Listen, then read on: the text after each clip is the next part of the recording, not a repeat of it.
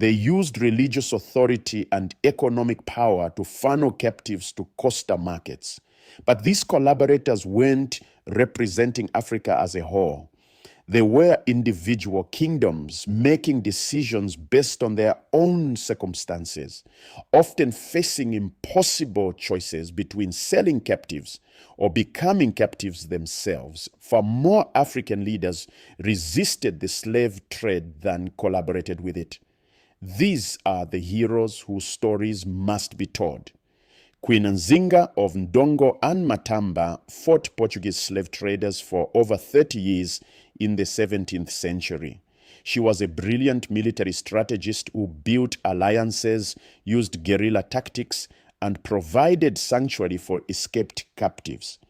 At age 60, she personally led her troops into battle. The Kingdom of Benin initially engaged in the slave trade, but in the 1550s, the Oba king completely banned the export of enslaved people from his kingdom. For over 200 years, Benin refused to participate, protecting its population from the trade. The Kong Empire in what's now Ivory Coast actively fought against slave raiders and provided refuge for people fleeing the trade. They built fortified cities and maintained their independence well into the 19th century. Countless village chiefs and community leaders fought back, even when it cost them their lives. They hid people in forests, created forced trails to confuse raiders, and organized armed resistance against slavers. Let's remember that behind the statistics, 12.5 million people were individuals with names, families, dreams, and talents. Olaudah Equiano, captured as a child from the Kingdom of Benin in the 1750s, survived the Middle Passage, purchased his freedom, and wrote one of the first slave narratives. His book became a powerful weapon in the abolitionist movement. The majority of captives were young, between 15 and 35 years old.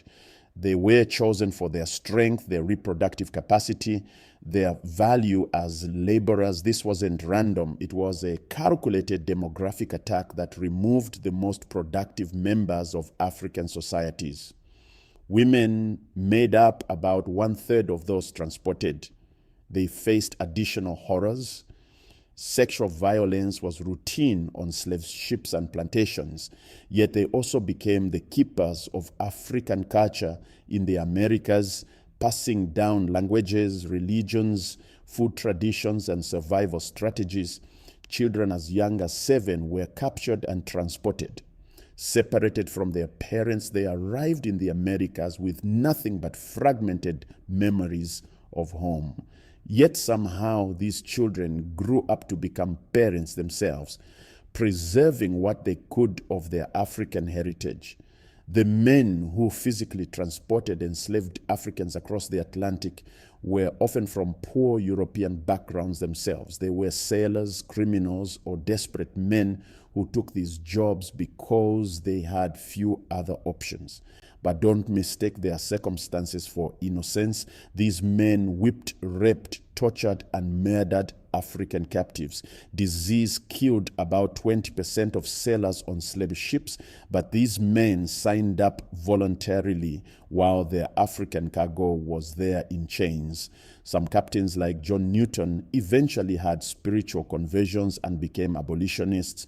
Newton wrote Amazing Grace after abandoning the slave trade, but for every repentant captain, dozens continued transporting human cargo until the trade's end. Those who survived the Atlantic crossing, about 10 million of the 12.5 million who left Africa, arrived transformed by trauma. They had survived starvation, disease, violence, and the suicide of friends and family members who threw themselves overboard rather than accept slavery. Yet these survivors became the ancestors of the entire African diaspora. They built communities, practiced their religions in secret, created new languages blending African and European tongues, and organized hundreds of rebellions. They were farmers from rice-growing regions who taught Americans how to cultivate rice.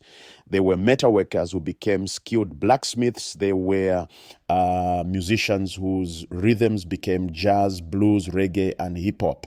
There were spiritual leaders who blended African religions with Christianity to create new faith traditions. Finally, we must consider those who weren't captured but whose lives were destroyed nonetheless. Imagine a village that loses 50 of its young adults in a raid. The elderly and children remain. Who plants the crops? Who defends the village from the next raid?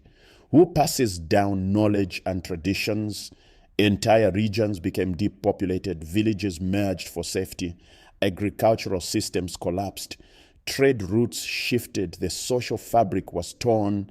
These survivors, the parents who never saw their children again, the children who watched their parents dragged away in chains, the communities that lived in constant fear, they are characters in this story too. Their trauma, their choices, their survival strategies shaped Africa's future as much as the captives' experiences shaped the Americas. The Atlantic slave trade began not with a plan but with an opportunistic raid. In 1441, Portuguese captain Antão Gonçalves captured 12 Africans from the coast of Mauritania. He brought them to Portugal as curiosities for Prince Henry the Navigator, but Prince Henry saw an opportunity. In 1444, he organized a larger expedition. Portuguese raiders attacked villages along the Mauritanian and Senegalese coasts, capturing 235 people.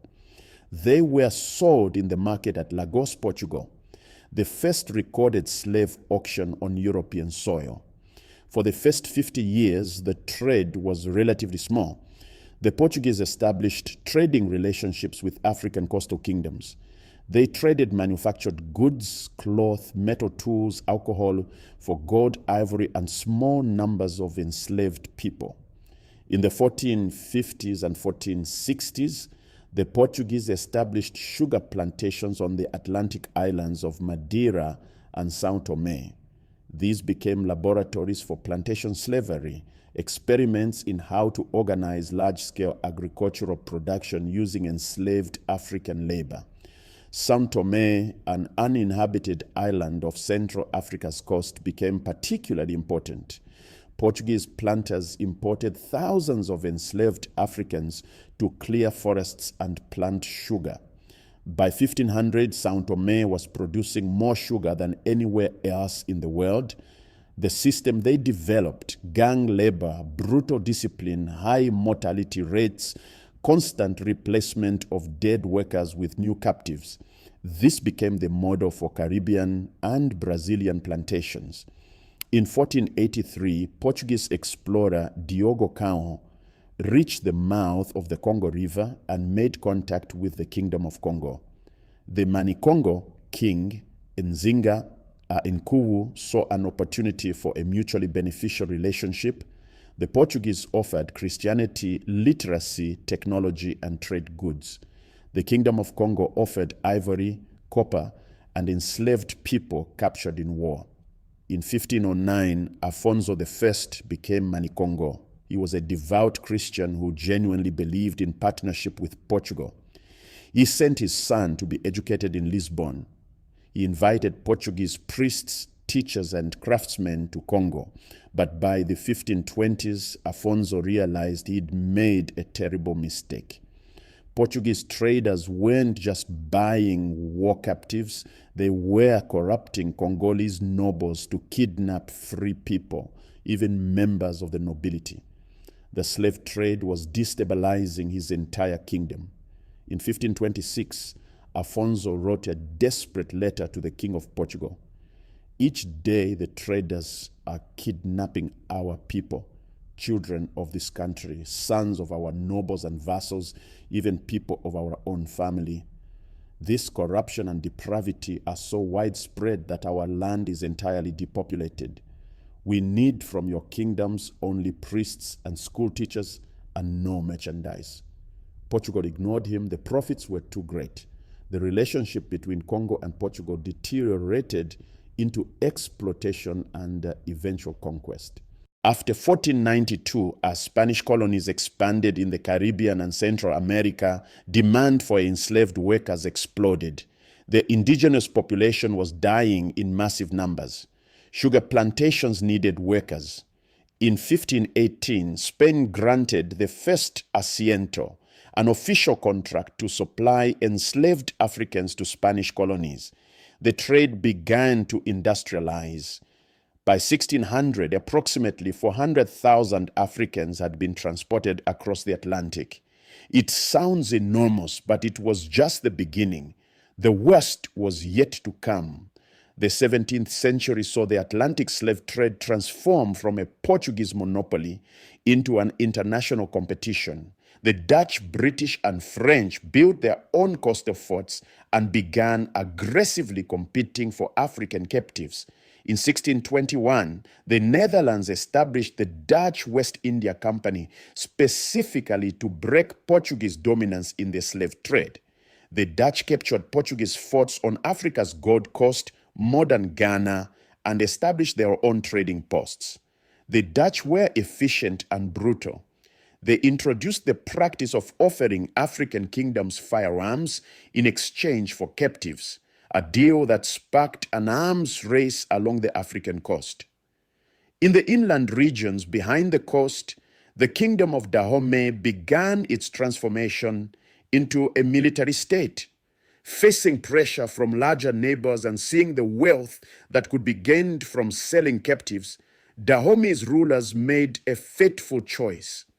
They built a professional army, including the famous Mino, female warriors who fought alongside male soldiers. They conducted annual military campaigns, raiding nearby peoples and marching captives to the coast. By the 1720s, Dahomey had conquered the coastal kingdom of Whydah and gained direct access to European traders. They became one of the primary suppliers of enslaved people, exporting over 10,000 people annually at the trade's peak. But this success came at a terrible cost. Dahomey's economy became completely dependent on the slave trade. Their society militarized, their neighbors lived in terror. And when European demand finally ended, Dahomey's economy collapsed. Not every African kingdom chose collaboration. In the Portuguese colony of Angola, Queen Nzinga of Ndongo waged a 30-year war against Portuguese slave traders. Born around 1583, Nzinga initially served as a diplomat, negotiating with the Portuguese on behalf of her brother, the king. But when he died in 1624, she seized power and declared war on Portugal. Nzinga used brilliant military tactics.